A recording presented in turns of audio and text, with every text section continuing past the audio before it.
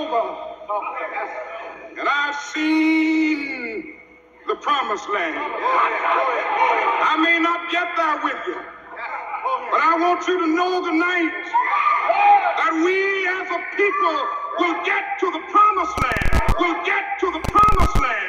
We'll get to the promised land. Romans killing riotous groups that are rising up. As I turned around quickly, and the next thing I saw was Malcolm falling back in a dead faint.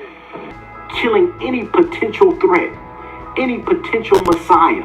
Dr. King left his room, 306, at the Lorraine Hotel just before dinner to get some air. He walked over to the railing at this spot, and noticing some friends below, he leaned over and began to speak with them. Police say 205 feet away, in a window in a flop house, the assassin waited. Killing any potential threat, any potential Messiah. And Rob, some call that deadly raid the massacre on Monroe Street. Black Panther leaders Fred Hampton and Mark Clark were killed. Fred Hampton and Mark Clark were killed. Fred Hampton and Mark Clark were killed. Right? Now look at these. I'm telling you, I gotta show y'all. A picture speaks 1,000 words. Just look for yourself.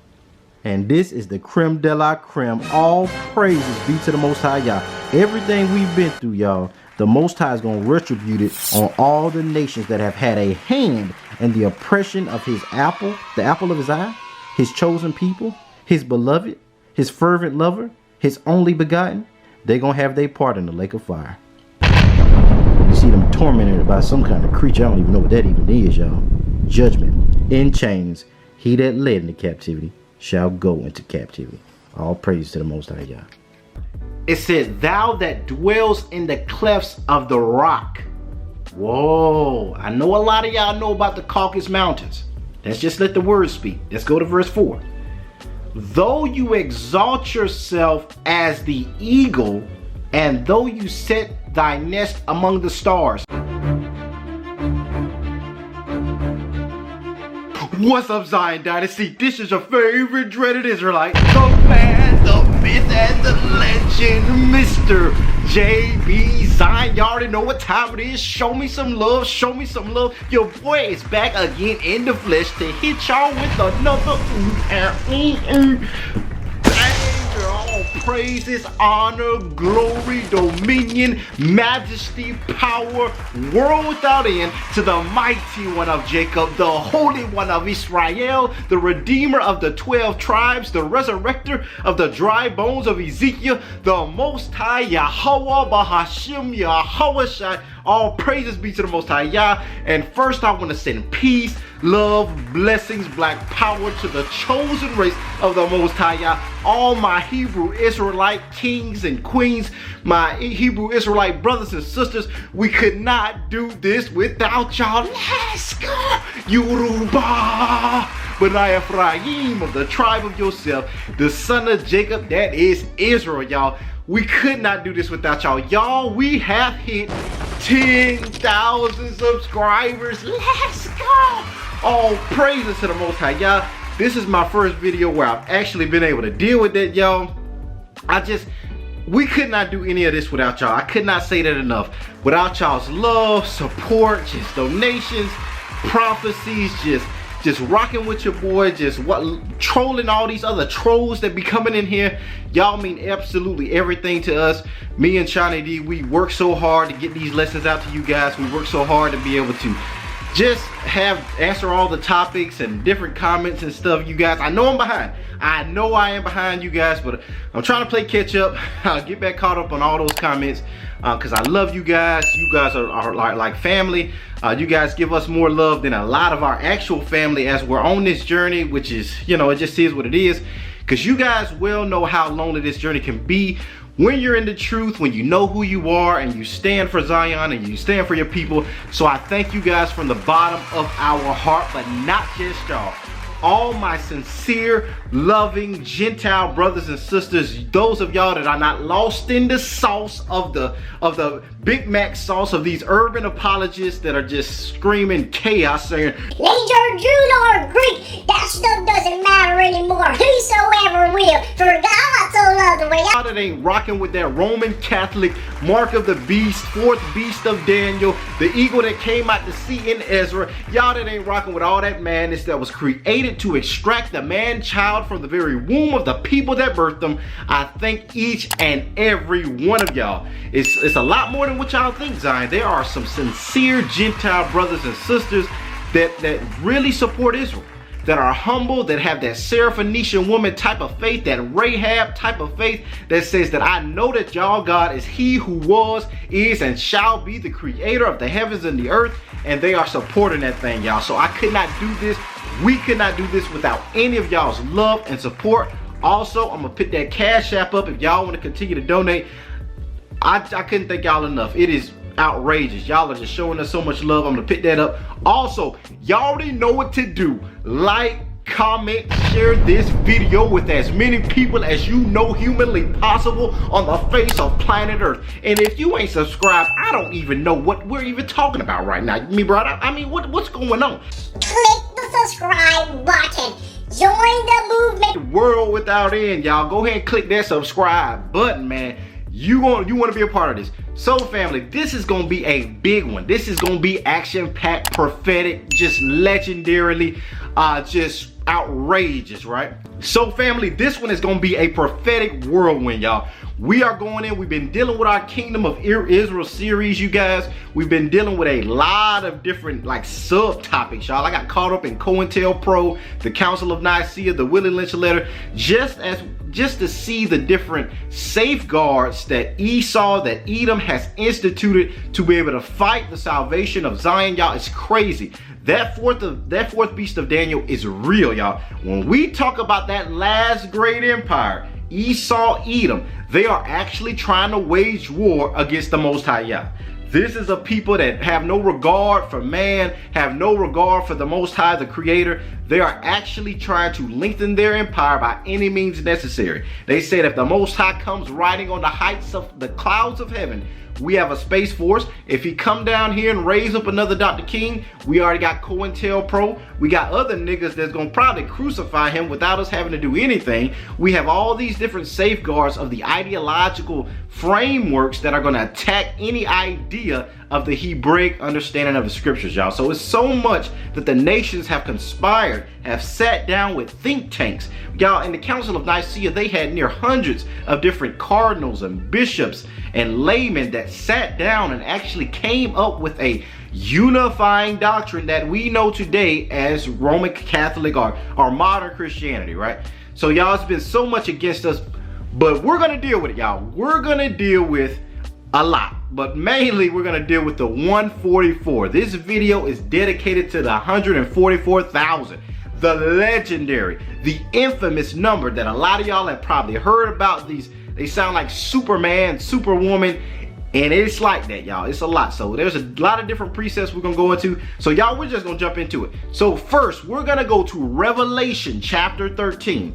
So in Revelation chapter 13, starting at verse 1, it reads, "And I stood upon the sand of the sea, and saw a beast rise up out of the sea, having 7 heads and 10 horns, and upon his horns 10 crowns, and upon his heads the name of blasphemy." So right here, the Apostle John is describing this beast.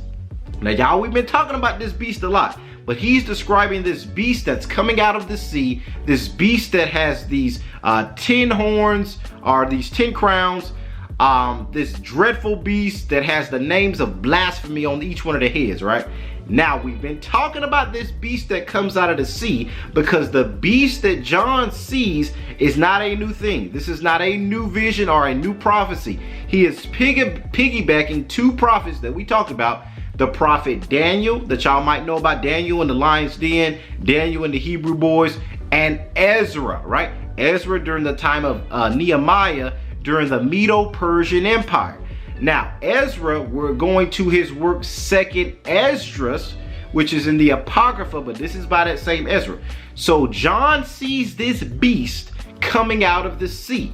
Now, we see in Daniel that there is this 4th beast that is dreadful, that is terrible, that has iron teeth. He does not give it an animal. Now let's keep reading. Let's go to verse 2. So verse 2 says, and the beast which I saw was like unto a leopard, and his feet were as the feet of a bear, and his mouth as the mouth of a lion. And the dragon gave him his power and his seat and great authority. Now there is a lot in this. First of all, I already told y'all that that fourth beast that Daniel saw was not given an animal interpretation during the time of Daniel. Now what we do know is the previous three beasts that lead up to this fourth beast. The first beast is like a lion, the second beast is like a bear, and the third beast is like a leopard. So the strange thing is, this weird, just draconic, dreadful beast that Daniel sees is the same fourth beast, or the same beast that John is seeing in Revelation.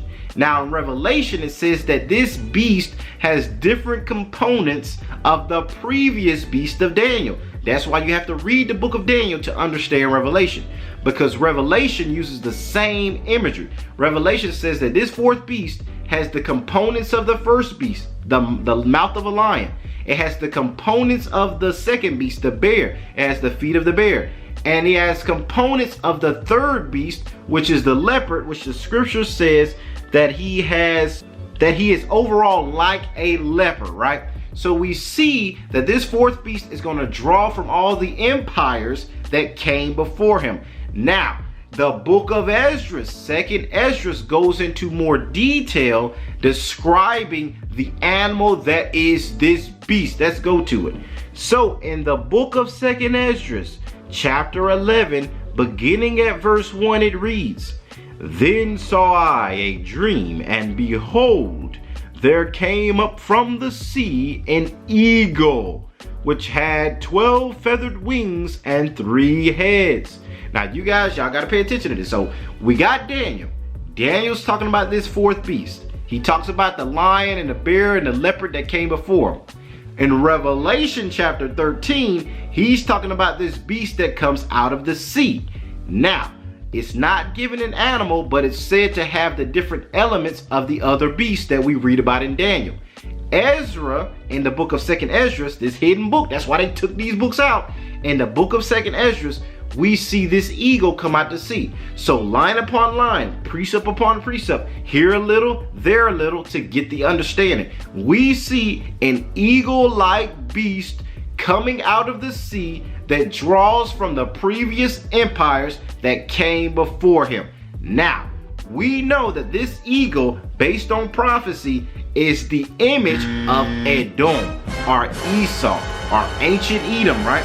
We see this in the book of Obadiah. In the book of Obadiah, it says, You who set your nest in the stars, you who exalt yourself as the eagle, the people that dwell in the clefts of the rock. So all of these puzzle pieces you have to put together. So this fourth beast, this last empire, would have the image of an eagle. It would draw from the mouth of a lion, the feet of a bear, and be like a leopard in stealth. It would draw from those previous empires. It would be an eagle that comes out to sea. It would be dreadful. And according to 2nd Esdras chapter 6, verse 9, Esau would be the end of the world and Jacob the beginning of it that follows. Why do I bring that up?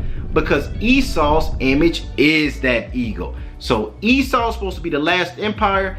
This is corroborated with its final beast that is like unto the eagle according to Ezra, but draws from the other beast according to Daniel and Revelation. Y'all gotta watch. I'm telling you, the Bible pits all these things together. That last empire is Edom, the image of which is an eagle that draws on the previous empires. When we made this plain, we said the Edomites, Esau's descendants, and those people will be the last ruling people. These European, NATO, those 10 toes of the statue of Daniel will be the final iron mixed with clay empire to rule before the coming of Yeshua. Now, I let you guys know that that last empire that's going to rule is Edom. Esau is the end of the world. His image would be an eagle. His people would dwell in the clefts of the rock. They would try to do interstellar planetary conquest. They would set their nest in the stars. And they would be the end of the world before Jacob is the beginning of the next world we got next, family, when Yeshua returns. Why do I go back through this? Because as we're going to see, family, in Revelation 13, there is a complex system that this beast is going to set up in the earth. Let's go back to this. So before we go and go all in, I know y'all ready for that 144. We're going to deal with the system that's going to be existing under Edom, under that eagle, under that fourth beast during the time period of Revelation. Let's look at it. So we read that this beast, which John saw, is actually a remanifestation of the beast that Daniel saw in the book of Daniel chapter 7. And it says, and the beast which I saw was likened to a leopard, and his feet were as the feet of a bear, and his mouth as the mouth of a lion. And the dragon gave him his power and his seat and great authority. So this fourth beast, this Edomite people, would get their power from the dragon. Now this is going to get deep, family, because this first beast is going to set the stage for a second beast. Now I don't want to lose y'all, but we need to understand this before we understand the 144. Now this first beast is the Roman Empire. We already know that because Rome, ancient Rome symbol was the eagle.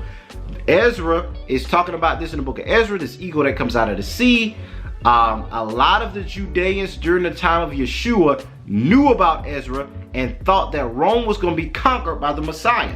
This is why they didn't believe in Yeshua, because they said, man, you're supposed to be the man, you're going to take us home, you're going to clear out all these Edomites. Right? Like Herod and all these different Roman people that were watching Judea. They said, man, you're going to conquer all of them. You're going to free us, free Palestine, free Israel from this Roman occupation. So that's what they already knew, family. They knew that that fourth beast was linked to Rome. They knew that fourth beast with the iron teeth, the eagle image, all of this was Rome. But what we see is Daniel's statue shows us that Rome would be reborn. Rome would be revived. Now I talked about America, and America leading NATO and being that revived Roman Empire, the 10 toes of the statue of Daniel. So now let's look at this. So we see that the dragon gives this fourth beast its power. Who is this red dragon? Now this stuff gets deep. In the chapter before this, in Revelation chapter 12, we read about this great red dragon that chases this woman with a crown of 12 stars, clothed with the sun and the moon under her feet. That woman represents at least two different levels of understanding prophetically. First, this woman represents Israel, hence the 12 stars. Also, literally, she represents Mary, the mother of Yeshua. The great red dragon also has two layers. The great red dragon represents Edom, or the Edomite people as a nation, and also literally represents Herod. So you have this great red dragon, and then you have this woman that's clothed with the sun. The woman is a person and a nation of that person. The great red dragon is a person and the nation of that person. So it's Herod and his Edomite people, and Israel are Mary and her Israelite people. So this great red dragon persecutes this woman, right? He chases that woman, tries to devour that woman because he knows that she's going to give birth to the Messiah. Now, we know that this happened in Matthew chapter 2. In Matthew chapter 2, Herod was killing every man-child in Bethlehem. He was going through killing all of them from 2 years old and lower, because Herod was a narcissist, and he was so in love with being the king of Judea, even though he was not a Judean, that he killed any threat, including his kids. Now, I might do a follow-up video on the history of the Herodian dynasty, but Herod even killed his own kids because he married a Maccabean princess, The seed would have had right to the throne, even more so than him. So Herod was a maniac, y'all. Herod went around killing every Judean that could try to be this Messiah king, and he was chasing after this woman. So Herod, this great red dragon, is persecuting this woman that gives birth to the Messiah. This is prophetic, speaking of the Edomite people. Now y'all gotta take notes. I know this is a lot, y'all. The Edomite people will perpetually attack Israel, right? Will come against Israel, those that fear the Most High Yah, keep his commandments in the faith of Yeshua. That's that great red dragon, the Edomite people. So when you see in Revelation chapter 13, there's some good stuff, y'all, that this beast that comes out of the sea, this Roman Empire, is fueled by Edom, the people that make Rome great. And the people that make Rome great again is the same people. What Trump was saying, y'all, is prophetic, because America represents a revived people, right? So the beast in Revelation chapter 13 is actually Rome, that gets its power and authority from this great red dragon that represents the Edomite people, the synagogue of Satan, that royal family, that satanic people that would fuel this beast. But not just this beast. Let's keep reading. So in verse 3, we see that one of the heads of Rome, as it were, wounded to death, and his deadly wound was healed. And all the world wondered after the beast. Now, y'all, this gets into some deep Caesar Borgia kind of stuff about this image, this beast that suffers a wound yet is revived. Y'all, I'm getting excited. We looked at in the Council of Nicaea how Constantine, who created this council of reviving Rome, did so because he had a vision when he was warring during the time of Byzantium. A commonly repeated factoid about Constantine the Great was that he was the first Christian emperor of the Roman Empire. Constantine is well known for his dream-inspired conversion in which a Christian symbol led him to victory in battle. Following that came the Edict of Milan, which made Christianity legal within the Roman Empire. This rule led to the building of some of the most famous churches in the world, including St. Peter's Basilica and the Hagia Sophia. Constantine also, of course, convened and oversaw the First Council of Nicaea, a pivotal moment in Christian history. However, by the time of the council, Constantine hadn't even been baptized. This, despite his professed conversion following his prophetic dream some 13 years prior. Constantine would not, in fact, be baptized until he lay on his deathbed in 337 CE, believing it was best to be forgiven of his sins as emperor all at once. There is actually a great deal of evidence that suggests that for most of his life, Constantine worshipped the sun. The Arch of Constantine, a triumphal monument that stands to this day, was built after his official conversion but bears no symbols of Christianity. It doesn't even have the Cairo symbol to which he attributed his famous victory. Instead, only tributes to the god of the sun can be seen. It's more than likely that Constantine didn't truly care about the theology of the Council of Nicaea. He only saw Byzantium. He was going to war, has this vision of this cross in the sky, and this vision tells him, in this sign, you shall conquer. So he gets this legendary dream that this cross will be a part of his salvation. He proceeds to win the next couple of wars on the behalf of Rome.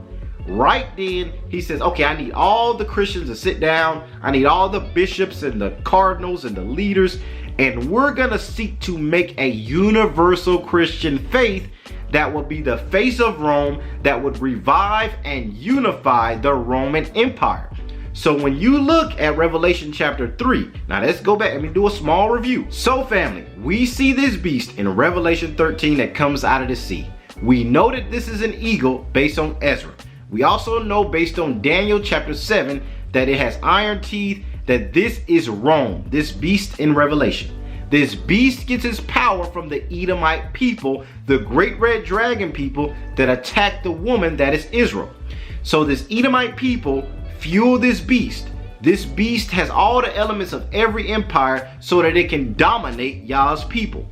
In verse 3, we see that this beast suffers a wound, right? This beast is almost destroyed, yet it is healed and resurrected. How so? Because we parallel this back to ancient Rome, that when Rome was in a decline, that Christianity, the cross, resurrected it. Now we also know Caesar Borgia suffered a similar wound, yet his legacy is revived because Caesar Borgia was the mascot for the portrait by Leonardo da Vinci and Michelangelo to portray Christ. Now, I'm going to come back to that. I know I dropped a nugget. So that Jesus that y'all see with the flowing hair is Caesar Borgia. They had a Netflix series about the Borgias. I don't know if it's still on there. But he was Leonardo da Vinci's gay lover. They was on some wickedness. And he became the portrait poser person for Leonardo da Vinci to portray Christ because Pope Alexander VI wanted his son Caesar to be the image of Yeshua. Some wicked madness. Now let's keep reading. So in verse 4 it says, and they worshiped the dragon. They worshiped Edom, which gave power unto the beast. So not only did they worship ancient Rome, they worshiped the people. They worshiped white supremacy. These European Roman Edomite people became worshipped. So this Roman Edomite people were the object of worship. Let's read. And they worshiped the dragon. They worshiped Edom. They worshiped that dragon that persecutes Israel, which gave power unto this empire of Rome, the beast. And they worshiped the beast, saying, who is like unto the beast? Who is able to make war with him? And there was given unto him a mouth speaking great things and blasphemies, this beast. And power was given unto him to continue 42 months.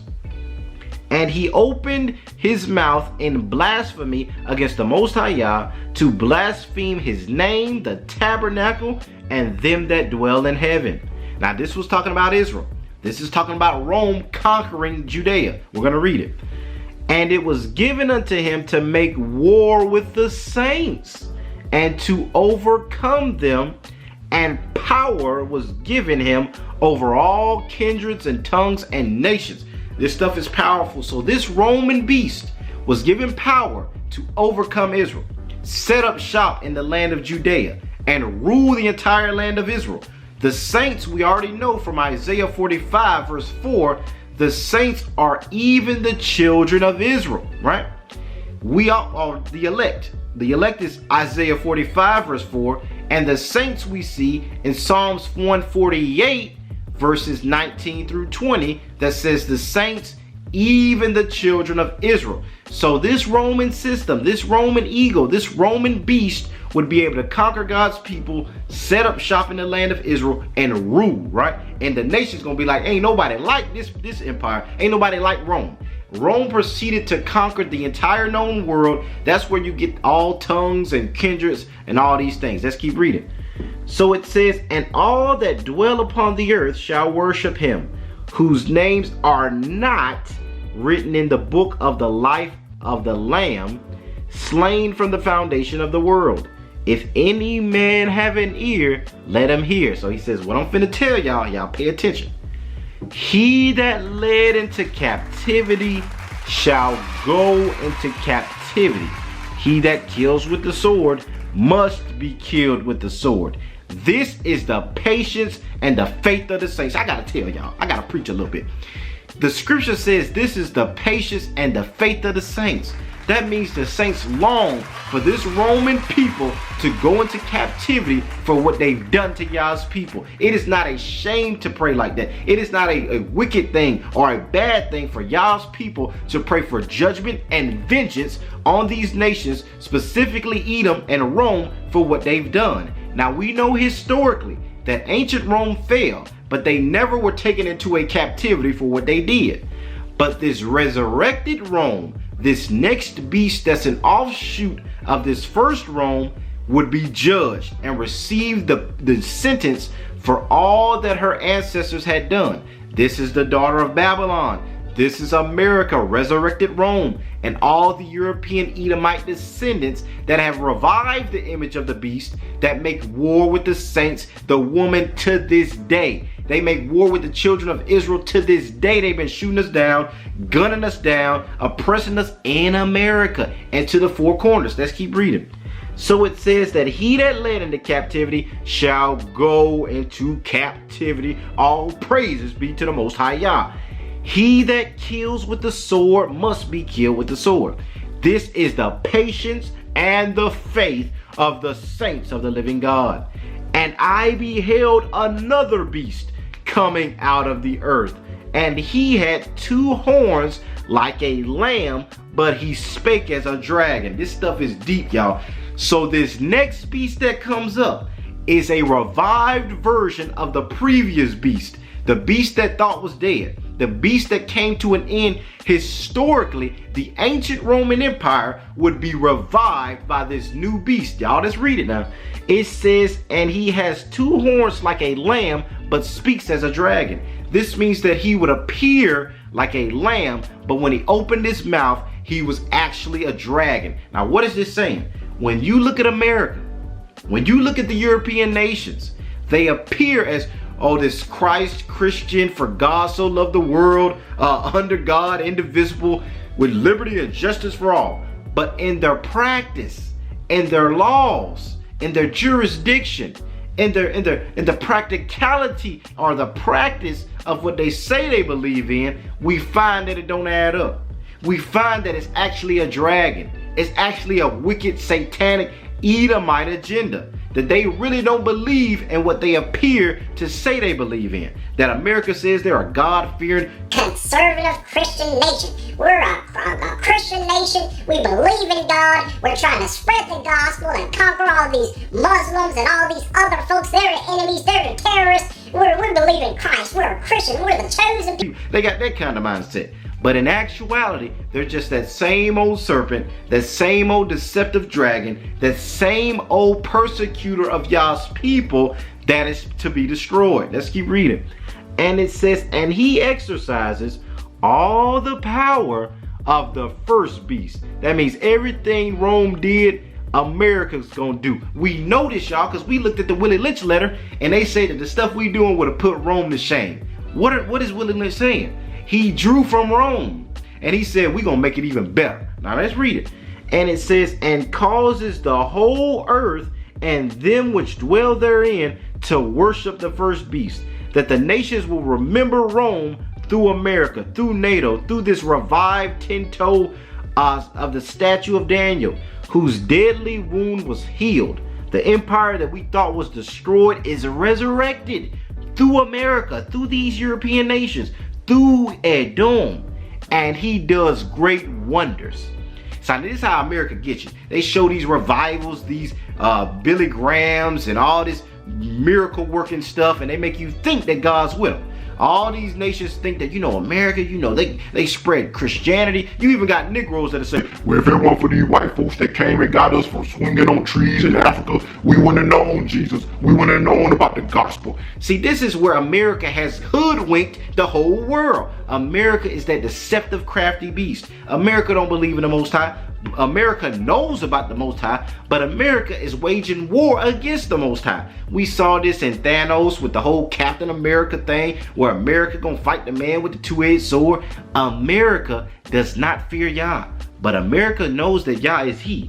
America is only concerned about preserving her empire. America and all them 10 market companies are only concerned with extending the reign of Edom. Let's read. And he deceives them, right? No, let's go back to 13.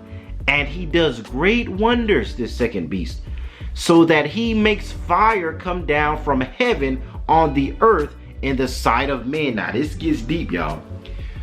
How does this beast make fire come down from heaven? I'm gonna let y'all think about it. How does this beast, how does America in this revived Rome, this Roman Catholic Christian European Union, how does it make fire rain down from heaven? Are on the verge of opening a new nuclear warfare. You gotta understand, the Bible, the scriptures were written in an ancient time.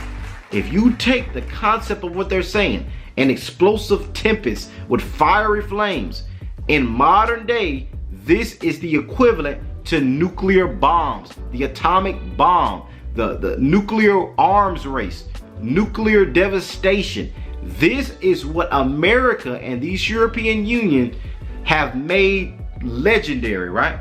The European Union has mastered the art of war. Now, this is a prophecy that goes all the way back to Esau, that Esau would live by the sword.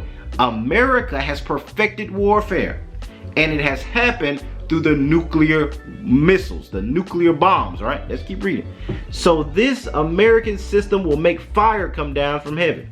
Verse 14, and deceives them that dwell on the earth. That's why I tell y'all that this beast will look like a lamb, but when you look at the policies of America, it's a dragon. It would deceive them that dwell on the earth by the means of those miracles which it had power to do in the sight of the beast, saying to them that dwell on the earth, that they should make an image to the beast, which had the wound by a sword and did live. Now this is the freaky part, y'all. If you look up the history of how Caesar Borgia died, he died by a knife wound. Y'all, this stuff is deep. So this beast has an image that it is able to revive. How did ancient Rome revive itself? Through Christianity, when Constantine saw the cross in the sky and said, I'm gonna adopt Christianity as the unifying, the raising religion of Rome. We see America and the European Union to be supposedly Christian countries. So America, using the image of white Jesus, is able to conquer and revive ancient Rome. Y'all, let's watch this.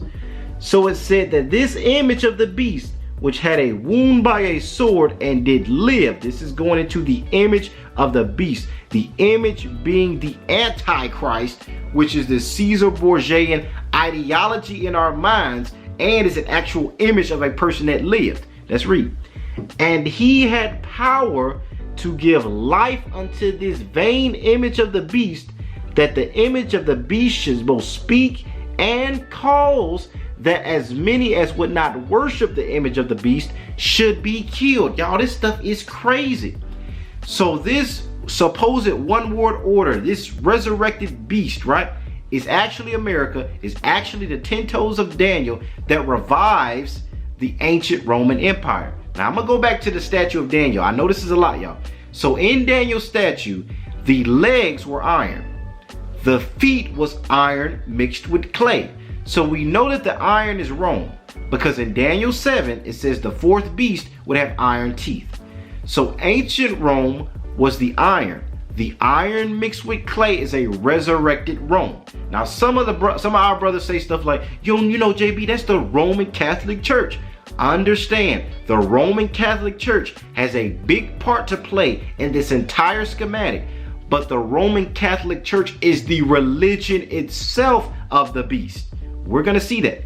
This goes into the image that the beast promotes, right? The image that speaks. Now we're gonna read about the false prophet, but this is what the Roman Catholic Church is. That false prophet appears like a lamb, beast system of the Edomite people. Let's keep going.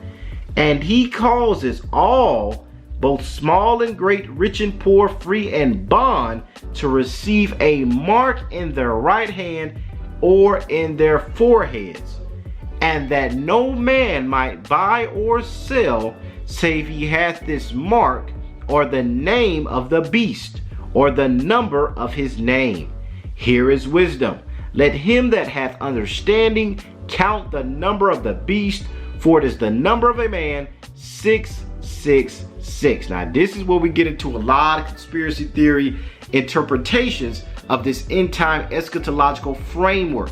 Now let's just stick with the historical view, and then we're gonna make additional parallels. I know this is a lot, y'all. So first, we have this beast coming out to sea, ancient Rome. This new beast is on the scene that revives that dead Roman Empire. This is those 10 toes.